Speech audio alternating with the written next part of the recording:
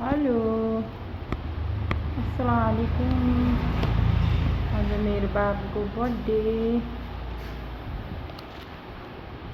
मैले चाहिँ यति मात्र भिडियो बनाएको छु। आज मैले यहाँ डेकोरेसन केही पनि नगरेको। यहाँ चाहिँ मैले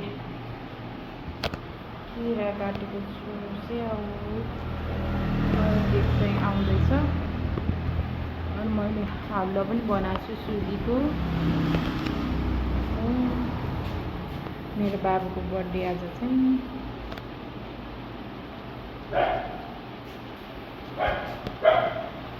मेरो बाबु चाहिँ जेठ 15 गते उसको बर्थडेको दिन चाहिँ सधैँ छुट्टी हुन्छ। त्यही भएर ऊ एकदम खुसी हुन्छन्।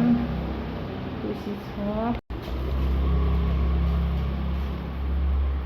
मैले चाहिँ यहाँ यो चाहिँ